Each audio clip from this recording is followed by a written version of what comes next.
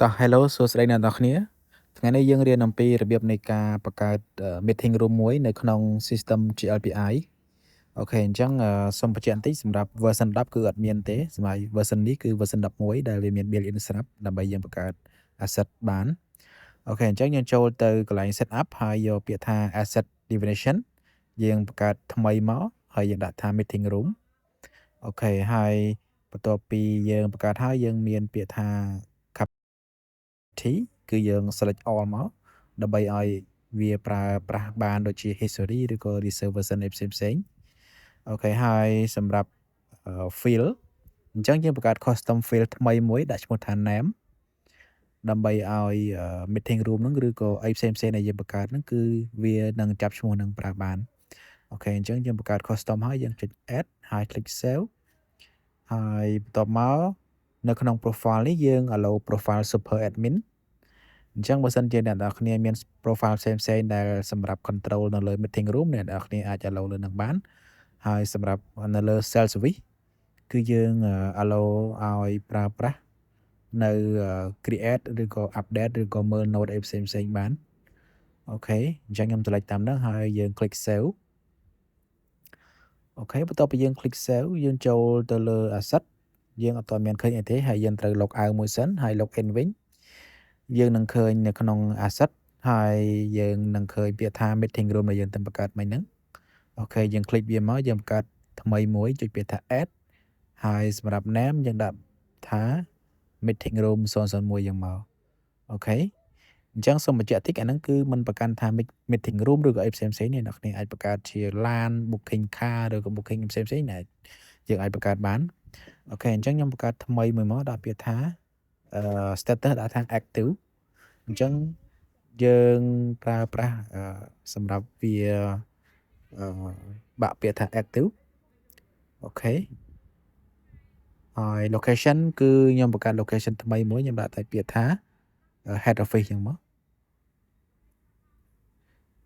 អូខេយើង click add មកហើយយើង select location head office របស់យើងមកអូខេអញ្ចឹងគ្រាន់តែជាឧទាហរណ៍តែប៉ុណ្្នឹងទេហើយយើងចុច add មកអូខេហើយបន្ទាប់ពីយើង add យើងឃើញព័ត៌មាននៅលើហ្នឹងហើយយើង scroll down តិចមកយើងដើររកពាក្យថា reservation អូខេ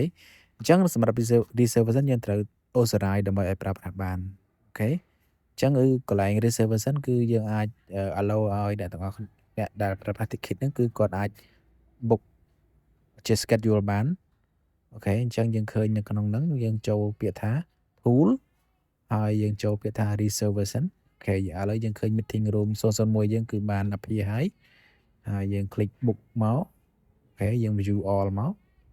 អូខេហើយយើងចុចទៅលើ month យើងឃើញថាខែ August ហ្នឹងអូខេអានេះគឺ role super admin ហើយយើង log out មួយយើង log in ទៅ role self service ម្ដងអូខេនៅក្នុង GLPI គឺមាន user មួយដាក់ថា post only យើង log in ទៅឃើញ interface វាថ្មីសម្រាប់ version 11ហើយយើងចូលទៅ reserve version អូខេចុចមកហើយយើងចុចកន្លែង calendar មកបន្ទាប់មកយើងរើសម៉ោងណាដែលយើងចង់ book ដូចថាថ្ងៃហ្នឹងចុះហើយយើង book សម្រាប់ម៉ោងដែលយើងចង់ book ដូចជាម៉ោងយើង select មកអូខេនេះខ្ញុំដាក់ម៉ោងប៉ុណ្ណឹងមកឧទាហរណ៍ទេហើយយើងចង់ duration វាកន្លះម៉ោងឬក៏1ម៉ោងអីគេផ្សេងយើងអាច select បានហើយពេលដែលយើង select ហើយយើង comment មួយមកដើម្បីឲ្យអ្នកផ្សេងគាត់ចូលទៅមើលម៉ោងហ្នឹងគឺដឹងថាយើងកំពុងតែរវល់អីឬក៏ book កំពុងធ្វើអីចឹងណាអូខេអូខេអញ្ចឹងបន្ទាប់ពីយើង book ហើយយើង click save មកអូខេចឹងខ្ញុំ comment មក dear team I would like to booking អីចឹងមកចឹងគ្រាន់តែជាឧទាហរណ៍ទេអូខេ click add ចឹងយើងឃើញដាក់ម៉ៅលើវាមកគឺយើងឃើញថាអ្នកណាគេកំពុងតែ booking អូខេអញ្ចឹងនេះគឺជា user self service ហើយយើងអាច log out ហើយចូលទៅមើល technical ឬក៏ super admin ដើម្បីគាត់ចូលទៅមើលថានរណាគេកំពុងតែ booking ហើយយើងអាច control បានយើងចង់ edit ឬក៏យើងចង់ delete គឺយើងអាចធ្វើបានអូខេហើយនេះគឺឃើញថាcalendar កំពុងតែ show ហើយយើងចុចមក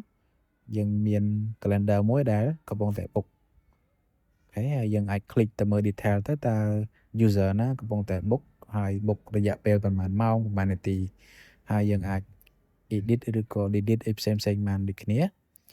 អូខេសម្រាប់វីដេអូនេះគឺមានតែប៉ុណ្ណឹងហើយបើសិនជាមានចម្ងល់ឬក៏មានសំណួរអីផ្សេងៗអាចចូលទៅ comment ហើយកុំភ្លេច subscribe for more